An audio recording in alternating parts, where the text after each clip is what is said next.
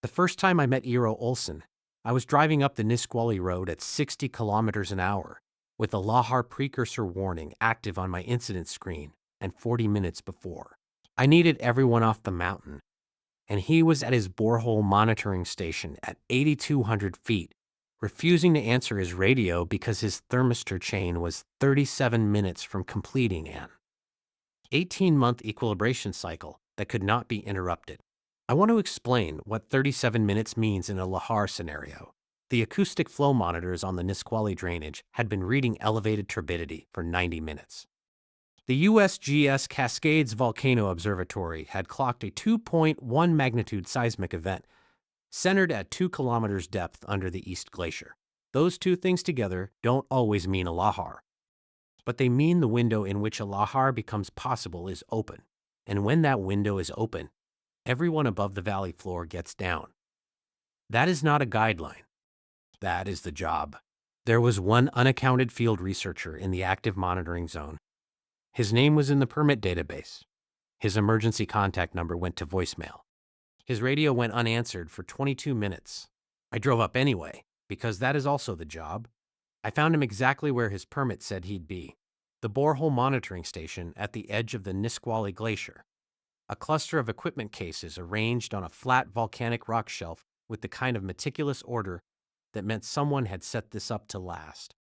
The borehole itself was a 2-inch pipe disappearing into the glacier surface, connected by a cable to a data logger mounted on a tripod. And next to the tripod, sitting on a camp stool with a laptop open across his knees and headphones on, was Eero Ohlsson, 23 years old, Finnish-American, dark blonde hair under a faded University of Washington beanie, pale, freckled, the kind of quiet that wasn't shyness. The quiet of someone who had organized their internal world very precisely and didn't require input from outside to feel settled. He was watching the data logger readout with the same quality of attention I have seen exactly twice in my career, both times in people who had been doing one thing for long enough that the distinction between themselves and the work had stopped being meaningful. He had not heard me approach because the wind off the glacier was substantial, and he had headphones on, and he was, as I said, not particularly oriented toward the outside world. I put my hand on his shoulder. He looked up, pulled the headphones down, blue eyes. Clear, focused, the specific quality of someone who has been alone on a glacier for several hours and is running on the particular clarity that comes from cold air and sustained concentration. Mr. Ohlsson. Keir Mensah, Pierce County Emergency Management. We have an active lahar precursor warning on this drainage. I need you off the mountain. Now. He looked at the data logger, then at me, then at the screen. 34 minutes, he said. I'm sorry? The thermistor chain needs 34 more minutes to complete the equilibration cycle. If I pull it now, the 18-month data set is invalid.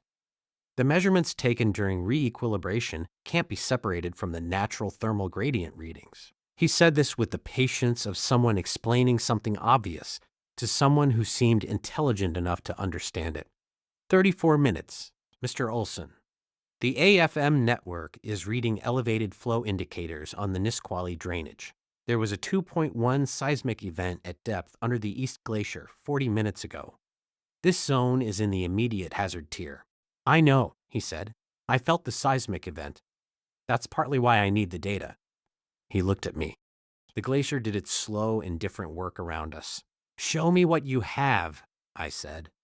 What Eero Ohlsson showed me in the next 4 minutes changed the evacuation plan entirely. The borehole thermistor chain measured in glacial temperature, the temperature inside the glacier mass at depth every 5 meters, from surface to bedrock. He had been running this station for 18 months. The baseline readings were stable, well documented, consistent with known glacier dynamics on the Nisqually, except for the anomaly he'd flagged 11 days ago and had been watching since. He tilted the laptop screen toward me. A temperature profile, depth on the y-axis, temperature on the x.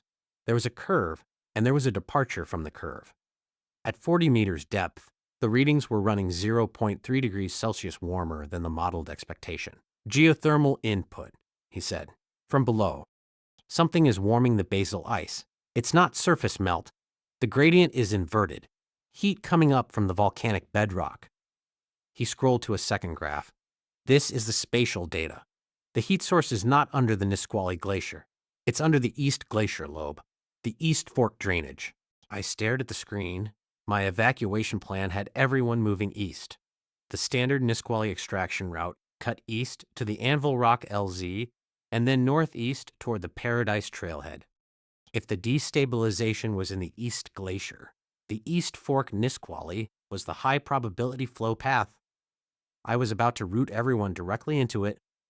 How confident are you in the spatial data? I asked. 87%.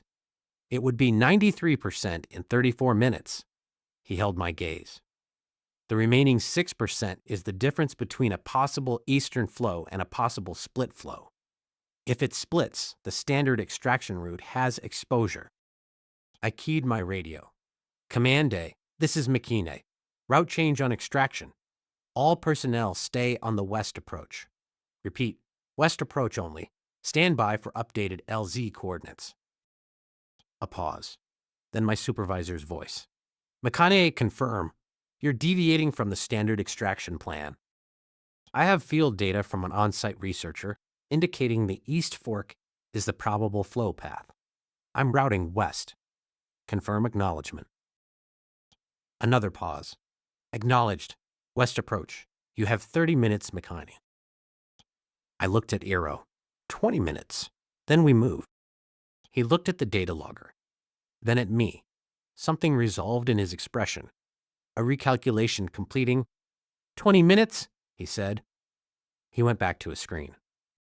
I stood beside him and watched the glacier and the numbers on his readout and the sky above the east peak where a thin plume of what might have been steam was doing something I did not like. 14 minutes later, the eastern sky told us we were not going to make the LZ.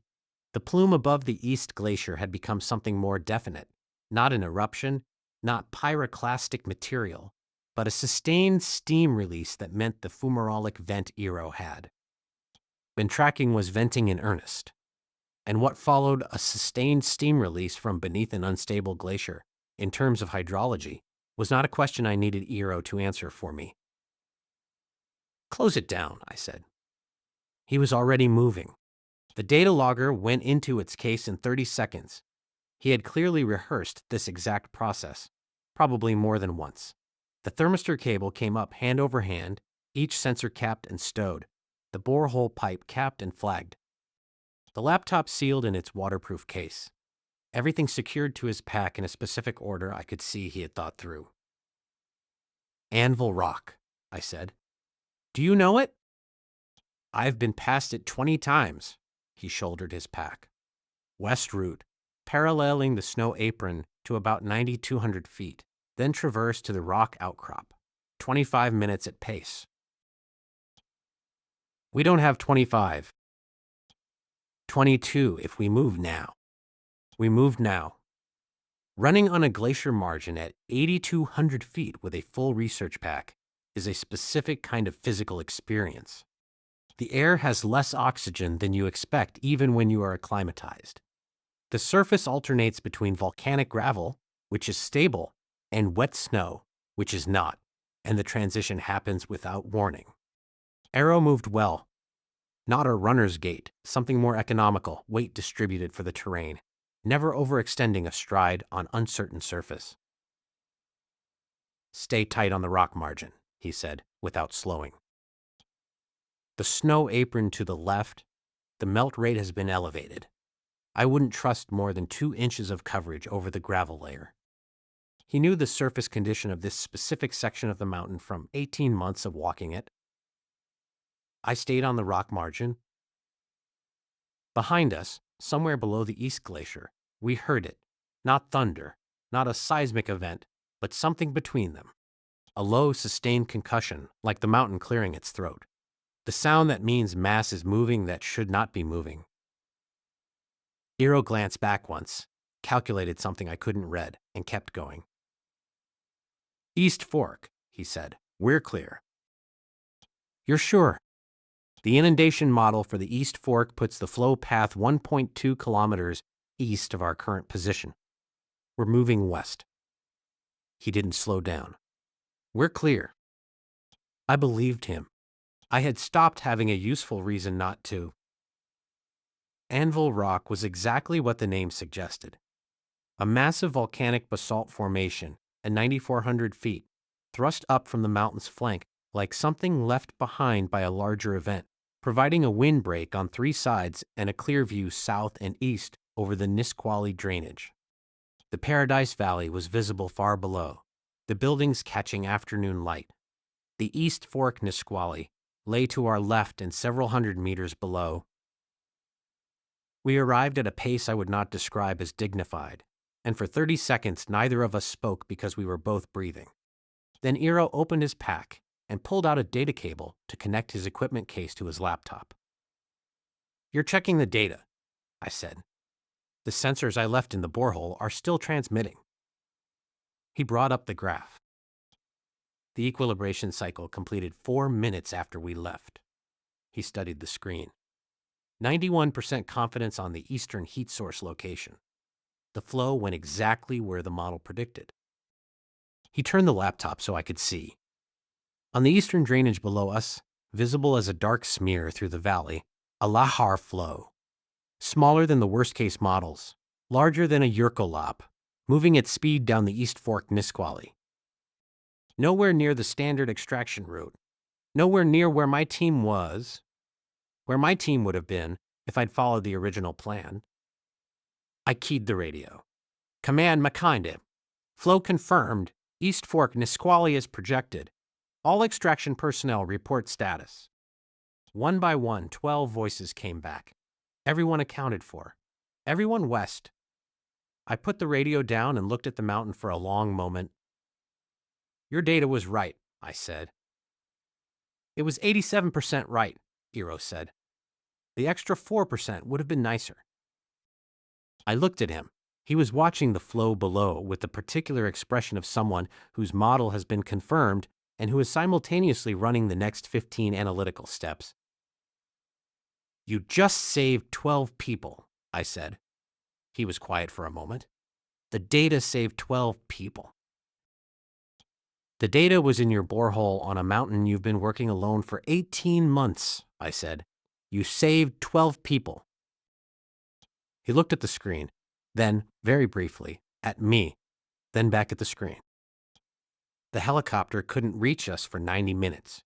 The flow had to stabilize, and the NPS aviation team needed to confirm the airspace before they could bring a bird into the extraction zone. We had water, emergency supplies, and the particular quality of enforced stillness that a dangerous event leaves behind when it passes and you are still there. The Rainier Massif was enormous around us. The afternoon light was changing. Lower, more golden, the kind of light that makes everything on a volcanic peak look like it's lit from within. Eero had his laptop open and was running preliminary analysis. I sat with my back against the basalt and watched the mountain and let the adrenaline finish metabolizing. "What does the data tell you?" I asked. "The full picture." He turned the screen toward me. "There is a fumarolic vent system developing under the East Glacier that wasn't present in the 2019 survey. The heat flux has been increasing for at least 8 months. That's as far back as the anomalous readings go in my data set."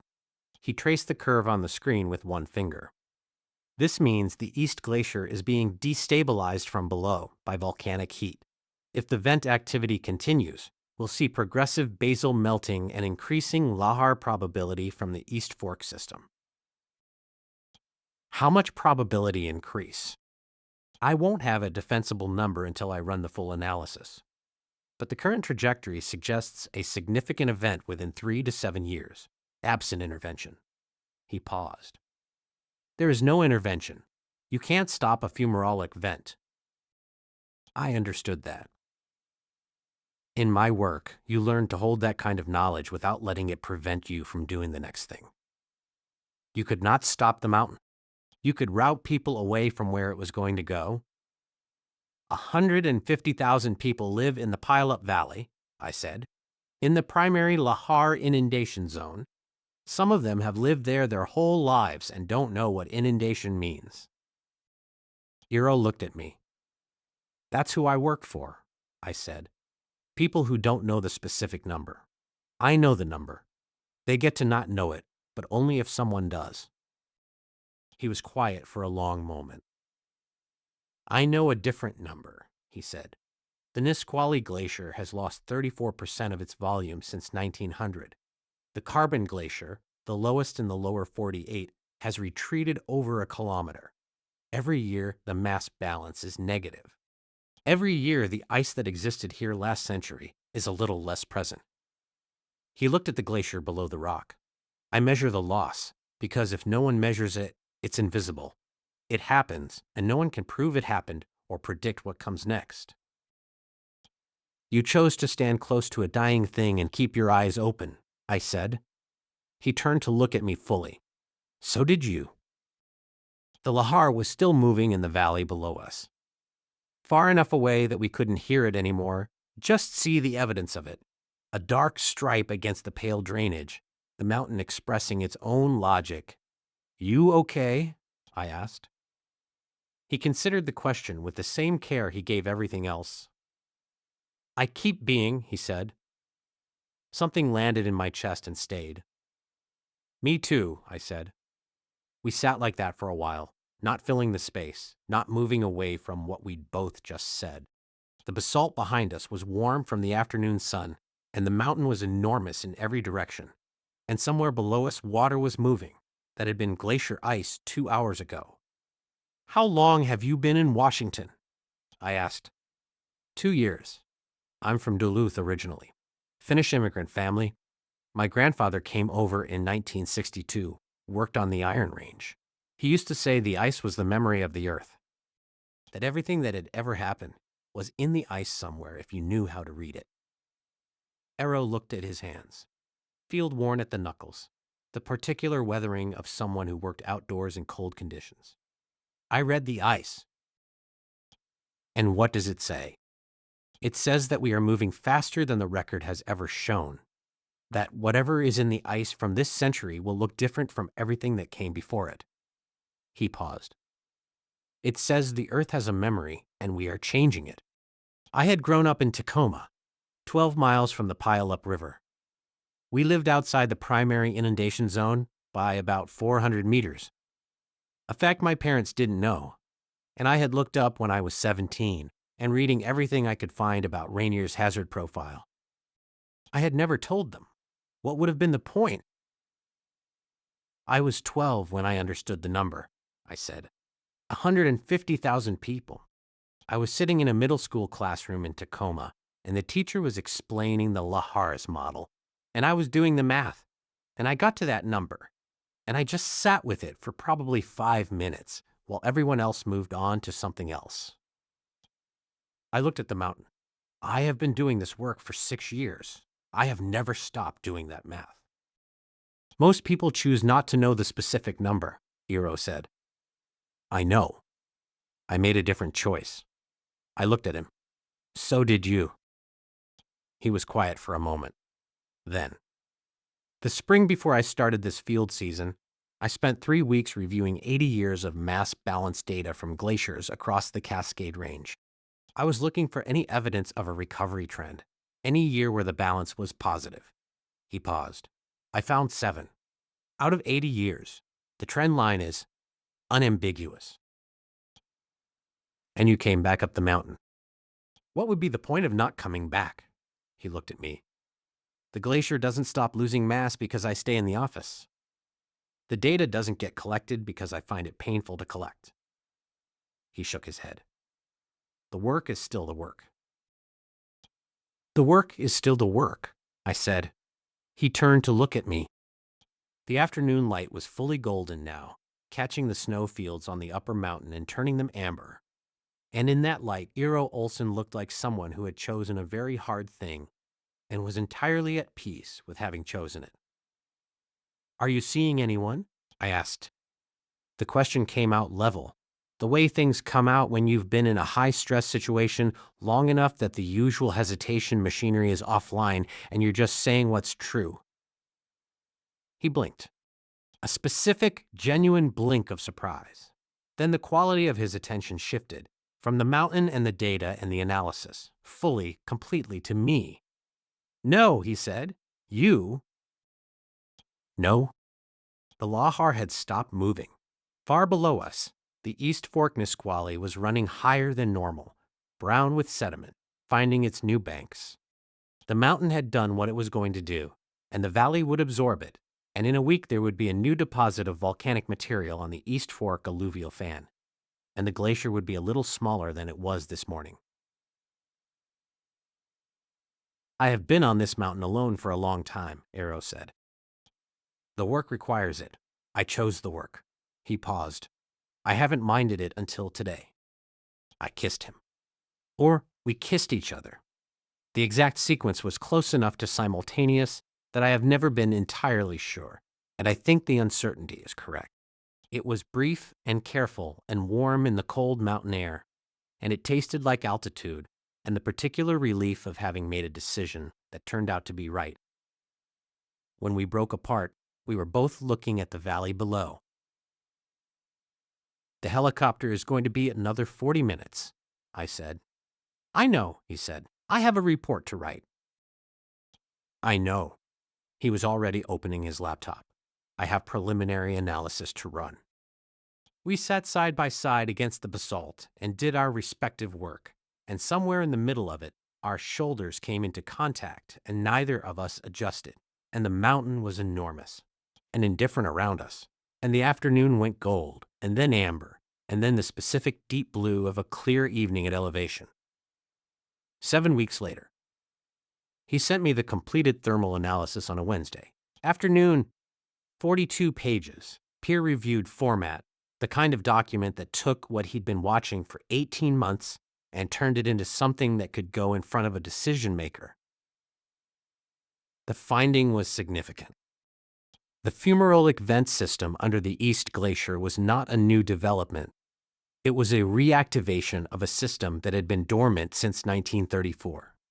The heat flux rate was measurable, consistent, and increasing.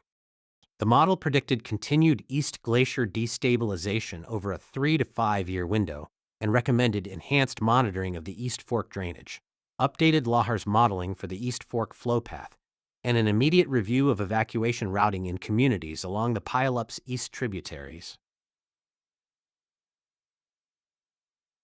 It was the most important single document for Rainier lahar preparedness that had been produced in a decade. I sent it to USGS CVO, Pierce County Emergency Management, and the NPS hazards team within 48 hours of receiving it. He came by the emergency management office on Thursday. Not to discuss the report, that he'd done by email, precisely and thoroughly. He came with a thermos of coffee and his field notebooks and a question about the lahar's inundation model parameters. That turned into a 3-hour working session, that turned into dinner, that turned into him still being there at midnight, both of us at opposite ends of my kitchen table, working. "You extended your field season," I said. "The vent activity requires continued monitoring." He turned a page in his notebook. "The equilibration cycle was interrupted. I need to re-drill and restart an 18-month cycle at the East Glacier borehole. That's 18 more months on Rainier." He looked up from his notebook. "Yes." I reached across the table and covered his hand with mine. He turned his palm up and laced his fingers through mine, without looking away from the page, and kept reading.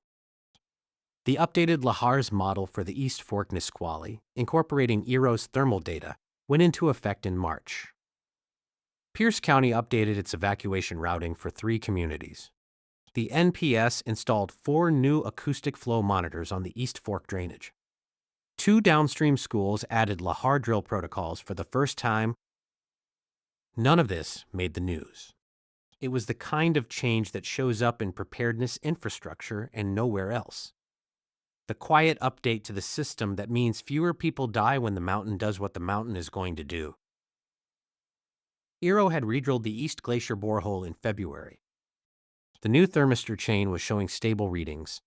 The vent activity had not escalated further. not recovering, stable. For now, we drove up to the Sunrise Visitor Center on a Saturday in April, the mountain fully visible from the parking area, the summit catching morning light. Eero had monitoring wells to check on the east side. I had a preseason site survey. We had gotten efficient at planning field days that happened to take us to the same locations. He finished his last well reading and stood at the edge of the viewpoint, looking at the summit. The Emmons Glacier on the northeast face, the largest glacier in the lower 48, still largest for now, caught the sun and threw it back. "The mass balance for last year," he said. "Negative, like every year, but the rate of loss was lower than the previous 3 years, statistically within margin of error." He paused. "But lower. That matters. It matters that it's possible to have a year where the loss rate decreases." He watched the glacier. The mountain isn't recovering, but it's showing me that the trend isn't perfectly linear. There's variance. There's room in the variance. I understood that. I worked in a field built on managing for the variance, not preventing the event, which was impossible, but reducing the consequences within the range of outcomes that human preparation could affect. The space between worst case and not quite worst case.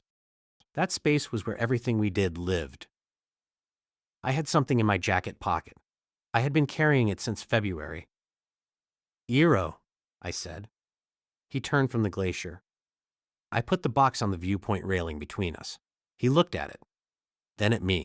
His face did the thing it did when a data point was more significant than he'd prepared for. "The work I do is about the space between worst case and not quite worst case," I said. "About reducing consequences in a system that can't be controlled. About committing to that work even though you know exactly how it ends." I paused. "You do the same thing from the other side. You measure what's being lost so it doesn't become invisible, so the loss has a record." I looked at the mountain. "I want to make a permanent record of this. Us. I want to commit to the long-term data set." He was quiet for a long moment. He picked up the box, opened it. 2 narrow bands, one darker, one lighter, fitted together in the case. He looked at them for a long time, then at the glacier, then at me. "You used my methodology to propose," he said. "You gave me the framework." "Long-term data set," he said quietly, like he was running the phrase through something. 18 months minimum, I said. "To start." He laughed. A real one, surprised out of him. The one I had been accumulating since the first time I heard it on a basalt rock formation at 9,400 feet. He held the box in both hands, and the mountain was enormous behind him, and his blue eyes were brighter than the glacier in the morning light. "Yes," he said. "Keir, yes." I kissed him at the sunrise viewpoint with Mount Rainier behind us and the Emmons Glacier catching the morning sun.